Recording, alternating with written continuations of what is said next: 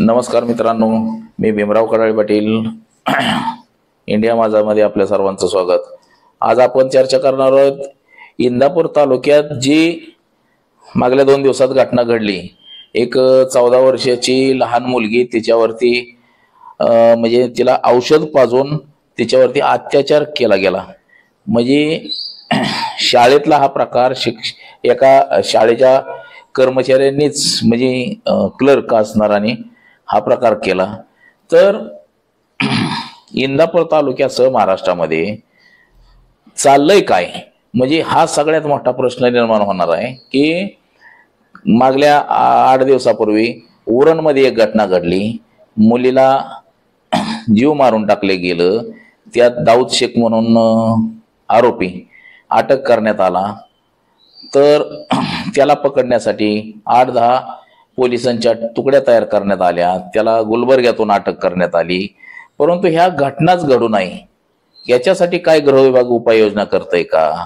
आज इंदापूर तालुक्यामध्ये 14 वर्षाची एकदम अतिशय लहान अशी लहानगी मुलगी, तिच्यावरती अत्याचार केला. अशा नराधामांना भर चौकात फासावर लटकवलं पाहिजे. आपल्याकडे लोकशाही आहे, ठीक आहे. डॉक्टर बाबासाहेब आंबेडकरांनी लोकशाही अतिशय चांगल्या पद्धतीने घटना तयार केली. त्या घटनेने सर्वांना समान अधिकार दिले. लोकशाहीमध्ये न्याय व्यवस्थेला प्राधान्य दिलं जातं, न्याय व्यवस्थेने काम केलं जातं. परंतु अशा घटना वारंवार घडतात. तर पोलीस खातं करतंय काय, हा सर्वात मोठा प्रश्न आहे. की म्हणजे पोलीस खात्यावरती प्रश्नचिन्ह उपस्थित राहण्याची आज गोष्ट आहे. की एक इंदापूर तालुकाच नव्हे तर महाराष्ट्रातल्या प्रत्येक गावगाव म्हणजे प्रत्येक ठिकाणी अशा वारंवार घटना घडत आहेत. परंतु याचं गृह विभागाला काहीही गांभीर्य नाही, अशी परिस्थिती निर्माण झाली आहे. ज्या भागात अशा घटना घडतील त्या भागातला पोलीस इन्स्पेक्टर निलंबित केला पाहिजे, सस्पेंड केला पाहिजे. मी तर म्हणतो म्हणजे त्यांना सेवेतून बडतर्फ केलं पाहिजे. ज्या पोलीस स्टेशनचे इन्चार्ज आहेत त्या इन्चार्जचा त्या भागामध्ये कसलाही दबदबा नाही, अशी परिस्थिती निर्माण झाली आहे.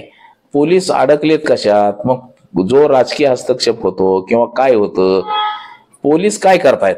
आज महाराष्ट्रामध्ये किंवा देशामध्ये पूर्वीच्या 50 वर्षाच्या काळामध्ये जर आपण पाहिलं तर कुठं चोरी झाली तर ते 2 तासात चोर पकडले जायचे. परंतु आज अशी परिस्थिती निर्माण झाली आहे की चोऱ्या तर असंख्य वाढतात. अनेक केसेस पेंडिंग आहेत. प्रत्येक पोलीस स्टेशनचा जर डाटा काढला तर त्यामध्ये कितीतरी केसेस पेंडिंग मध्ये आहेत. अनेक केसेसमध्ये आरोपीला अटक केली जात नाही. आरोपी पोलीस स्टेशनला फिरतात, मोकळे फिरतात, पोलीस निरीक्षकाबरोबर फिरतात, परंतु त्यांना अटक केली जात नाही. पोलीस निरीक्षकच त्याचा वाढदिवस, गुन्हेगाराचा वाढदिवस साजरा करतात. तरी देखील त्या कर्मचाऱ्या अधिकाऱ्यावरती कसलीही कारवाई केली जात नाही. म्हणजे हा गृह विभागाचा गलतान कारभार किंवा राजकीय गलतान कारभार हा सर्वसामान्यांच्या मुलाबाळांच्या जीवावरती आज उठलाय, असं म्हणण्याची वेळ आलेली आहे. आज ही लहानगी जिच्यावरती अत्याचार झाला तिचा काय दोष म्हणून तिला ही शिक्षा मिळाली? आज जर पाहिलं गेलं तर पोलीस खातं हे फक्त नावालाच राहिलेलं आहे. म्हणजे नावाला फक्त गोरगरिबांसाठी आहे. गोरगरिबाचा एखादा माणूस गेला तर त्याला हवालदार दम देऊन शिव्या देऊन एका जागेला बसवतो.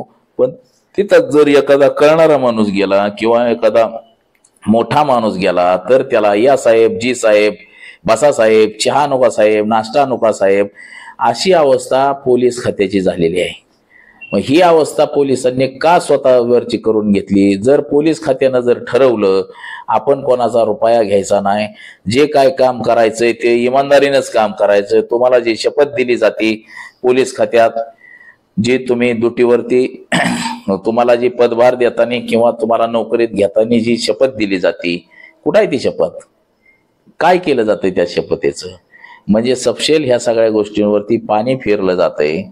फक्त जे चाललंय हे चालून द्यायचं.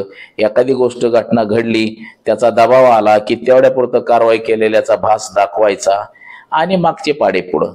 म्हणजे अशी परिस्थिती पोलीस स्टेशनची झालेली आहे। पोलीस स्टेशन म्हणजे वसुलीचे अड्डे असेच म्हणायची वेळ आलेली आहे। पोलिसांनी जर चांगला कार्यभार केला, बदल्यांसाठी जर पुढाऱ्यांकडे हेलपाटे नाही मारले, तर पोलीस अधिक चांगलं काम करतील। जिकडे बदली होईल तिकडे होईल। जर ठरवलं कोणाकडे जायचंच नाही आणि कसल्याही वशिला कोणाचाही चालूच द्यायचा नाही, तर पोलीस खाता अतिशय चांगल्या पद्धतीने काम करेल।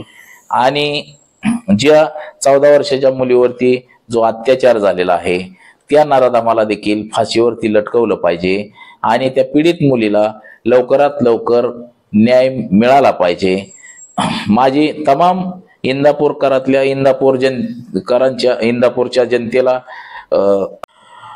इंदापूरकर तसेच महाराष्ट्रातल्या तमाम जनतेला माझं आव्हान आहे की आपल्या मुलींना आपण चांगलं सांभाळा। तसंच त्या शाळेतून आल्यावरती त्यांना जवळ घेऊन, म्हणजे आईने किंवा बाबानं, मायेनं तिला विचारलं पाहिजे, तुला शाळेमध्ये कोण काय म्हटलं का, कोण तुझ्याकडं काय रागानं बघतं का, किंवा काय तुझ्या अंगावरती कोण हात ठेवतो का, पाठीवरती कोण हात ठेवतो का, मांडीवरती कोण हात ठेवतं का, हे आपण पालक म्हणून किंवा आई बाबा म्हणून आपण आपल्या मुलींना विचारणं आपलं काम आहे। काय होतं की एखादा आरोपी असतो तर तो दम देतो, जीवे मारण्याची धमकी देतो किंवा आई वडिलांना मारण्याची धमकी देतो किंवा अजून काय आमिष दाखवतो, चॉकलेट देन हे देन, त्याच्यामुळे मुली घरी सांगत नाहीत। तर आपली सर्वांची जबाबदारी आपल्या लहान मुलींना आपण विचारणं, मुलींना सांगणं की बाबा तुझ्या अंगावरती कोणी हात ठेवला, पायावरती हात ठेवला, तुला कोण चॉकलेट देतो म्हणलं, तुला कोण पैसे देतो म्हणलं, तर तू सरळ घरी येऊन तुझ्या आईला किंवा मला सांगितलं पाहिजे। समजा बाबाला नाही सांगितलं तरी तुझ्या आईला सांगितलं पाहिजे, किंवा आईचं देखील काम आहे की आपल्या मुलीला हे सगळ्या गोष्टी विचारणं की बाळा गोडीनं, की तुला बाळा शाळेत कोण काय म्हणतं का, कोण चॉकलेट देतो म्हणतं का, पैसे देतो, असं विचारणं हे आपलं जबाबदारी आहे, आपलं काम आहे।